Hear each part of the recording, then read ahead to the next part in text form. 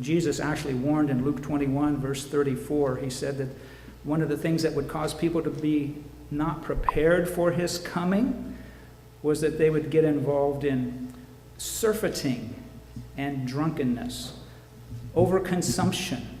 Overconsumption, because if you're just taking in the blessings of the Master and you're giving nothing out in the way of wise stewardship, then that was the heart condition that they suffered from, and they were not prepared when the Lord came. Today we're going to look at another story, not a parable story, but a true-to-life story of a woman named Mary, who herself was a faithful and wise steward, and we'll see that here in just a bit. There's only a few stories in the Bible that are in every one of the four Gospels.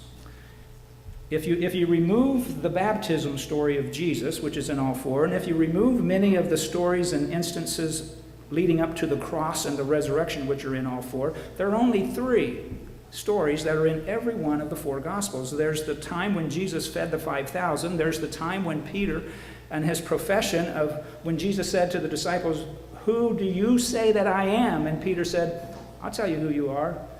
I know who you are. You're the Christ," meaning you're the Messiah, meaning you're the one who created heaven and earth, the stars, and all of them in them is. You're the one who got in the dirt and breathed life into the lungs of Adam and Eve. You're the one who met with Abraham. You're the one who gave the Ten Commandments, wrote with your own finger and gave them to Moses. You're the one who met with Shadrach, Meshach, and Abednego in the fire furnace. You're the one who parted the Red Sea. And that's recorded in all four of the Gospels. And that's a pretty good profession, isn't it, to have in those four Gospels. But there's one other story that's in all four Gospels, and that's this one. The one that Temesgen just read to us from the scripture reading here from Matthew chapter 26, verses 6 and onward. But there's something else about this story here.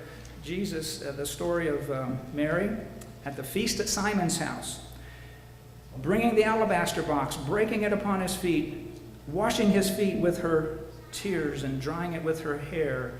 This story, according to Jesus, it says in verse 13, he said, "Assuredly I say to you, wherever this gospel is preached in the whole world, from that day forward to this day, 2018, what this woman has done will also be told as a memorial to her." What is it that's so special about this story in relation to the gospel? Jesus says this is a very special story. This is something that everyone needs to understand. If you want insight into the gospel, there's something that the world needs to understand about this story. What does this story have to do with us being faithful and wise stewards today, leading up to the soon coming of Jesus? That's what I want us to look at this morning. So going back to the scripture reading, beginning in Matthew 26, 6 through 9. When Jesus was in Bethany at the house of Simon the leper, a woman came to him having an alabaster flask of very costly fragrant oil, and she poured it on his head, and as he sat at the table.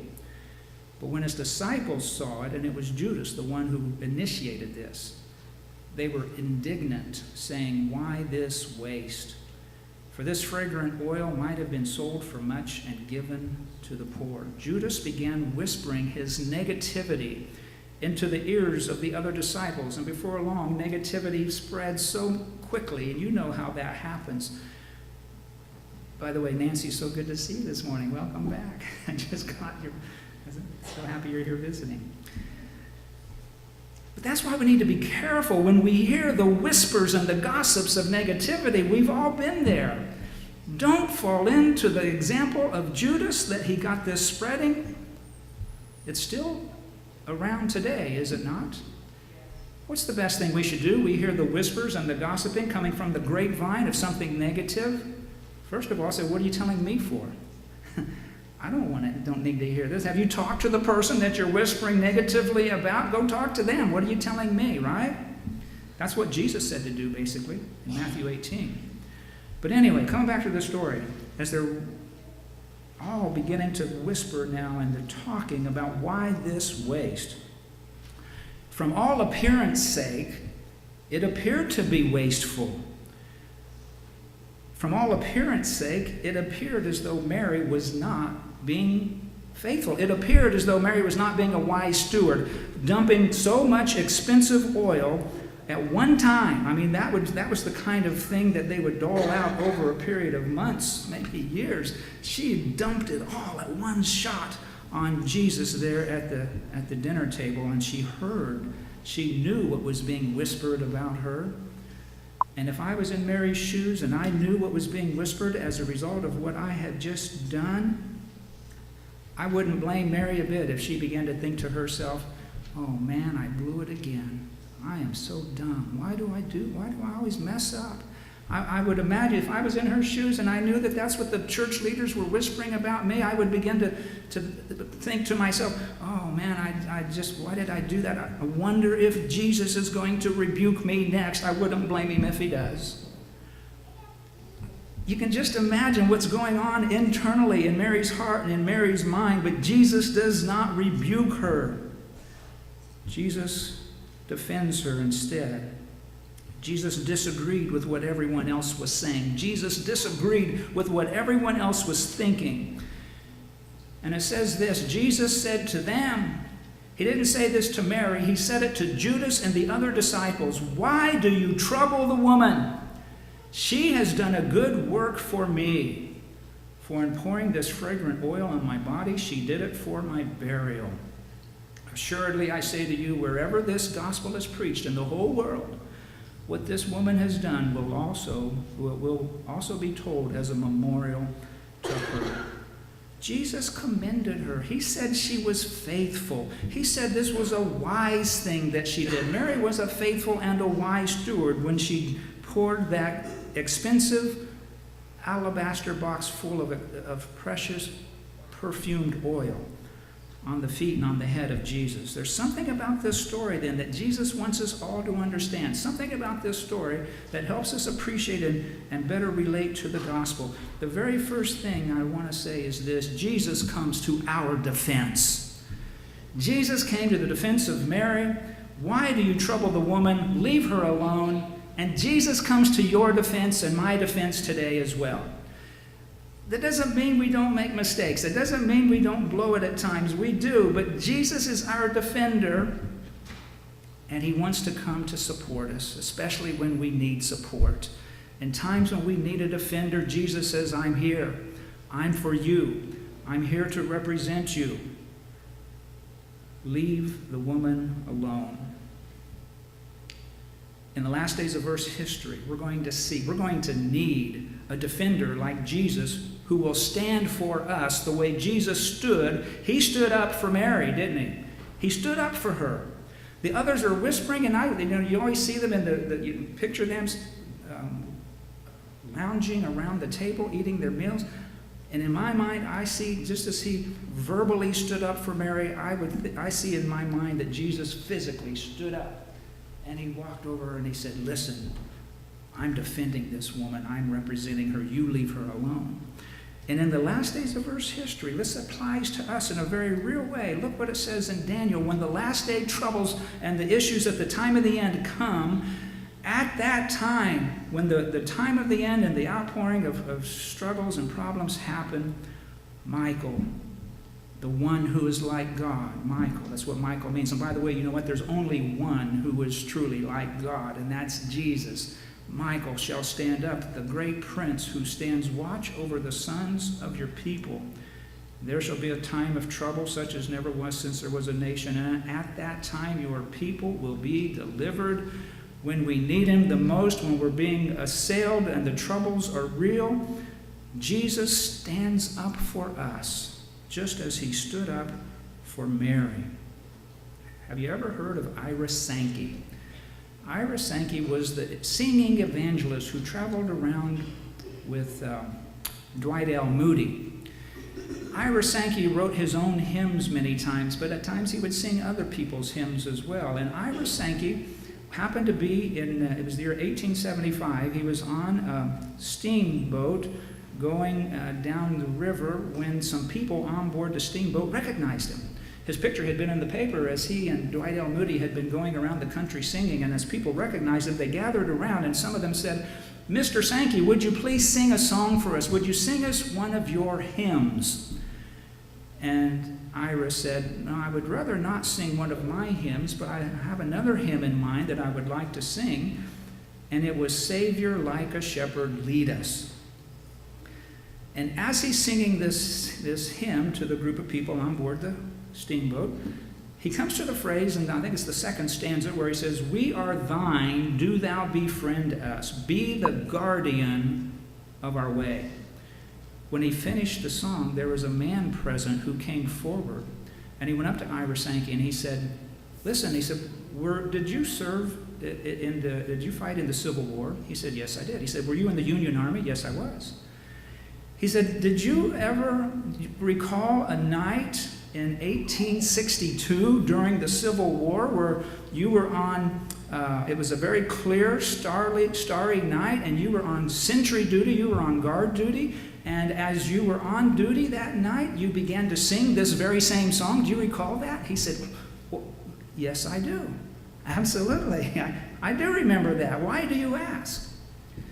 He said, "You didn't know I was present there. I was about 10 feet away in the darkness of the shadows with my musket pointed right at your head as a Confederate soldier. And I had determined that you were not going to live to see the sun come up when you began to sing this song to God. And I thought to myself, well, I'm going to let this young man sing his last song before I kill him. And as you sang the song, and when you got to the part where you said, we are thine, do thou befriend us, be the guardian of our way," when you said that phrase, it was as though my arms went limp. I could not point my gun. I could not hold it up. And when you finished the song, I remember distinctly thinking, if the God of heaven is powerful enough to save this man when I had him dead to rights, then God must be real. And you sang that very same song. Be strong and of good courage today. Don't be afraid. The Lord your God is with you wherever you go. Just as he was with Ira Sankey, just as he stood up for Mary in the story, and he stood up for Ira Sankey, he's the same God who stands for you and stands for me. We are not perfect people. We are not deserving, but it's because of his great love for us. He says, I promise you, I will stand for you. Will you accept that? Will you believe that? Mary came to a point where she made a decision, yes, I believe that. Ira Sankey did too. And so too do you and I have the privilege today to make that same decision. Look what it says in Deuteronomy 20, verse 4. For the Lord your God, he goes with you to fight for you against your enemies, to save you. Jesus comes to our defense.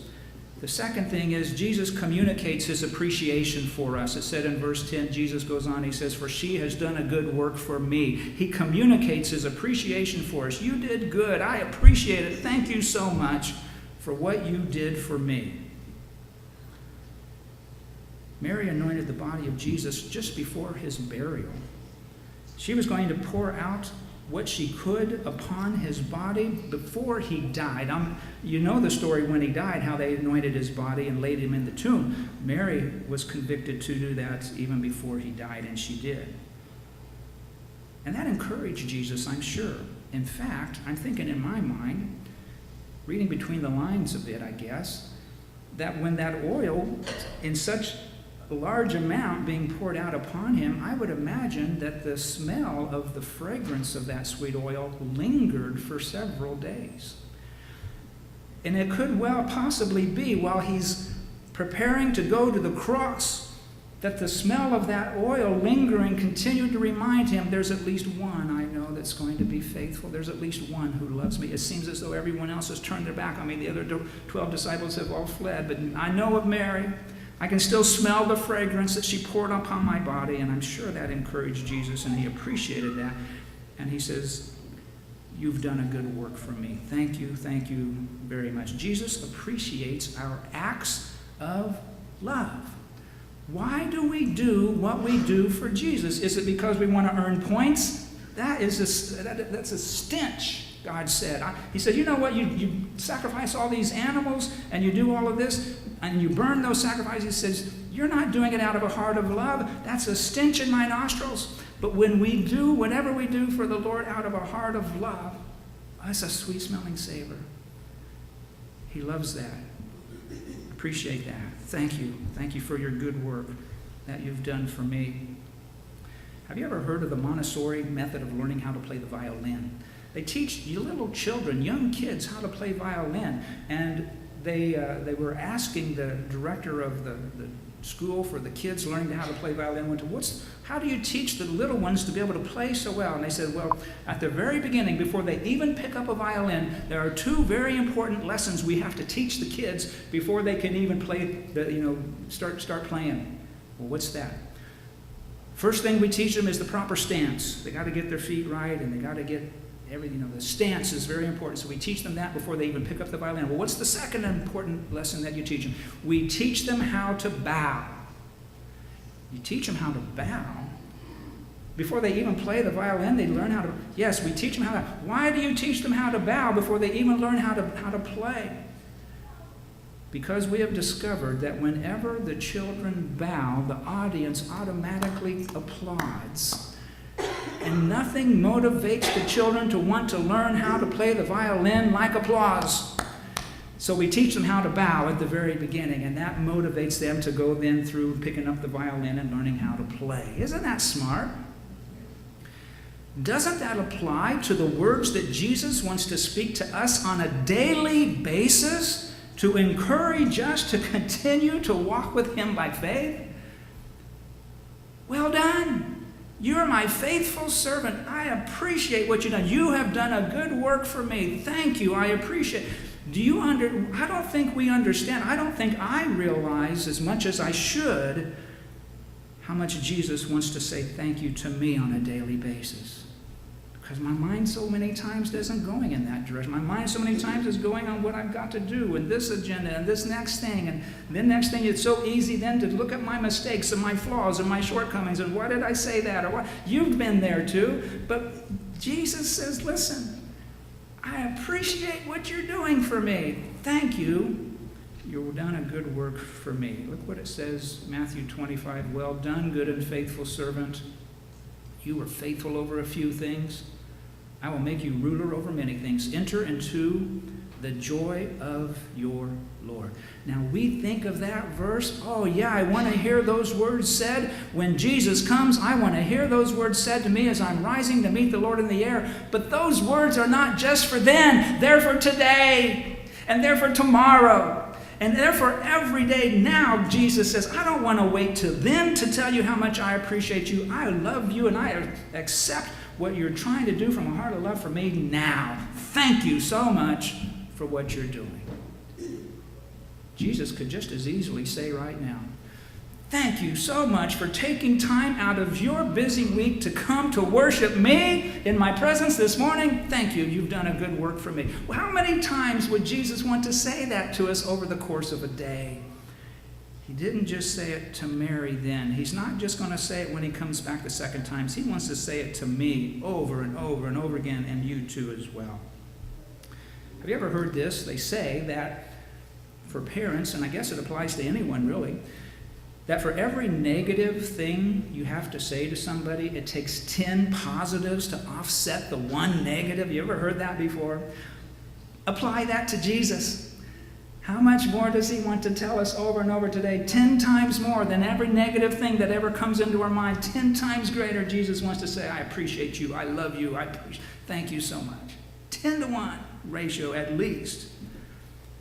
So in Matthew 26, verse 13, when he said, assuredly I say to you, wherever this gospel is preached in the whole world, what this woman has done will also be told as memorial to her. We come back then to that question. What is so special about this story in relation to the gospel that Jesus said that? What does this have to do with being faithful and wise stewards? We have to go to part 2 in order to get the answer to that question. Part 2 to the story of Matthew 26 is found in Luke chapter 7.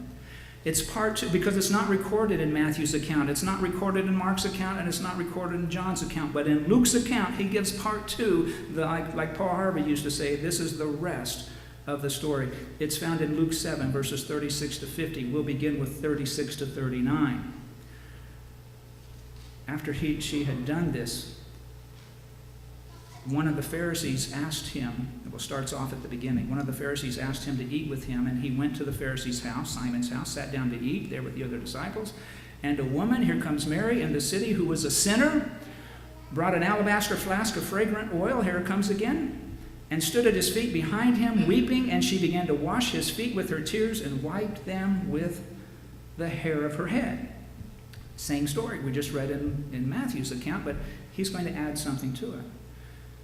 Hair of her head, and she kissed his feet and anointed them with the fragrant oil. Now when the Pharisee who had invited him saw this, he spoke to himself, saying, "This man, if he were a prophet..." Now see, this isn't recorded, but it is in Luke's account. This man, he's thinking this in his mind. He's not saying this out loud. This man, if he were a prophet, Jesus, he would know who and what manner of woman this is who is touching him, for she is a sinner. Everyone knew Mary's history. Everyone knew her past. Everyone knew what kind of a woman she was. And they couldn't understand why Jesus, if he really was a true prophet, let alone the Messiah, he wouldn't let a woman do that for him. How could this be? And Simon is having these doubts going on in his mind. In fact, both Simon and Judas, who began whispering in the ears of the other disciples, "Why this waste?" Both Judas and Simon were really casting doubt upon Jesus as much as they were upon Mary. Jesus doesn't, there's something wrong here. Why would Jesus accept this? This woman is a sinner. And then look what happens. Jesus said to him, "Simon, I have something to say to you." I have something I need to tell you. Jesus knew. Well, first of all, Judas was whispering it into the other disciples. He knew what was going on there. But now he actually knows what's going on in the heart, in the mind of Simon. He said, "I'm going to tell you something, Simon. There was a certain creditor," and he tells him this story. There was a certain creditor who had two debtors. One owed 500 denarii and the other 50. And when they had nothing with which to repay, he freely forgave them both. Tell me, which of them will love him more?" Simon answered and said, "Well, I suppose the one that he forgave more, the one that he forgave 500, because he gave him 500, that's more than 50, so yeah, probably the one that he forgave the 500. And Jesus said, "You have rightly judged." Good answer. But now let me apply it. Let me apply it to this situation, Simon. Let me tell you, there's the point that I want to make to you, Simon. Then he said to Simon, "Do you see this woman? The very same woman that you're saying is a great sinner, the very same woman that you're saying I should not have let her touch my feet. This same woman, I entered your house. You gave me no water for my feet. Oh, by the way, did you know that Simon, the Pharisee here, who invited Jesus to come to his house for dinner, did you know that's the same Simon that Jesus had healed of leprosy? Jesus had saved his life. Jesus had miraculously healed him with the power of God, and now this very same Simon is doubting Jesus and casting aspersions upon him and Mary. He says, "You know what? You invited me over for dinner. Very nice of you, but you know what? You gave me no water for my feet, but she has washed my feet with her tears and wiped them with the hair of her head. You gave me no kiss, but this woman has not ceased to kiss my feet since the time I came in. You did not anoint my head with oil, but this woman has anointed my feet with fragrant oil. Therefore I say to you, Simon, her sins, which are many, are forgiven, for she loved much."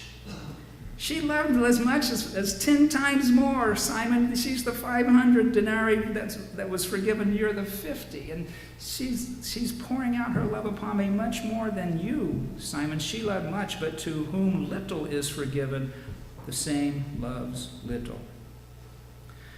This is what ties in to why Jesus said in Matthew 26:13, this is why it ties into what he said, that to rightly understand the gospel, whenever the gospel is spoken around the world, this woman, this act that she did for me will be a memorial unto her.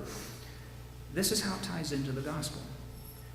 In Luke 8:2 and in Mark 16:9, it actually says that Mary Magdalene, the same Mary who did this at Simon's feast, Mary Magdalene, out of whom he had cast 7 demons. Okay, tie that into the main end of the gospel then. Mary Magdalene, the one that everyone knew was a great sinner, and she was. She was such a great sinner, she was not delivered from demons 1 time. She was not delivered from demons 2 times. She was not delivered from demons 3 times. I mean, every time Jesus had forgiven her and cast the demons out and helped her with the power and the grace and the love of God, She kept going back, and she would go back, and she would go back over and over again. She would slip, and she would fall, and she would sin. And Jesus would come 7 times, it says. And what do you know about the number 7? 7 is the number of completeness or perfection, right?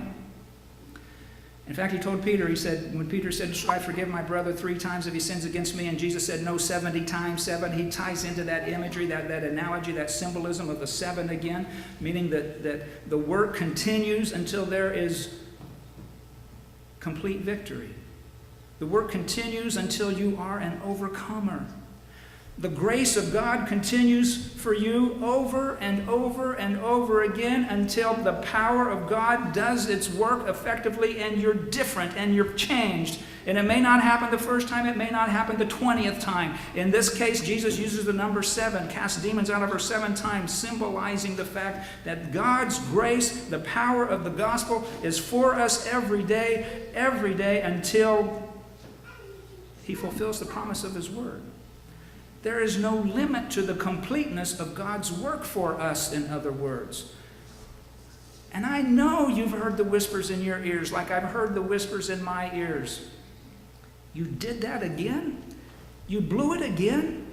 You said that again? Why would you do that? You're so dumb. Well, God's not going to forgive you again. But the gospel that Jesus says that the world needs to understand is that the gospel and the power of God's promise is for you. There's no limit to it, until God is able to complete the work that He's begun in you. Like it says in Philippians, be confident of this very thing.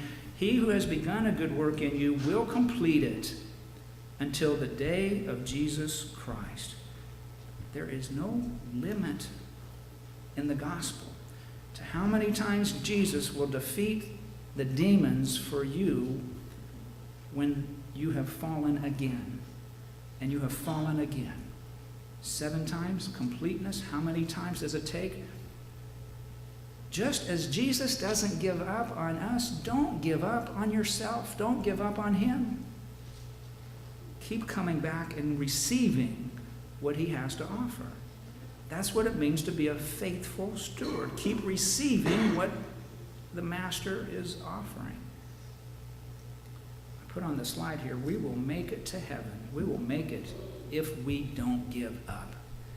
If we don't give up on what Jesus has promised and we continue to keep coming to Him and trusting in what He says, we will make it. Matthew 24:13, He says, "He that endures to the end will be saved." If you endure, if you continue, if you don't give up, if you hang in there, Jesus says, "I will see to it that I take you home. I will finish the work. I will complete the work. It will be done." Will you continue to trust Jesus? That's what Jesus did for Mary. That's what Jesus said, I want to reveal about the gospel. Mary kept falling into sin. She kept going backward. After Jesus would move her forward, she would keep falling backward over and over again, but she kept receiving of the forgiveness of Jesus over and over again as well. Until there came a point in time, she didn't need to have demons cast out of her anymore. 7 times He did that for Mary until God's work in her was complete. And that's proof positive of the gospel that Jesus wants us to understand. And that's the next point. Jesus never gives up on us. We will make it if we never give up on Him. The only way we're ever going to be lost is if we choose to give up. If we choose to turn our back on His promises. If we choose to no longer fight the fight of faith. If we choose to drop out, it's the only way we're going to be lost. Continuing to stop looking at ourselves and keep fighting the fight of looking to Jesus. God says, I will win. I will get you there. I began a good work in you. I'll complete it. I'll get you home. Keep believing it.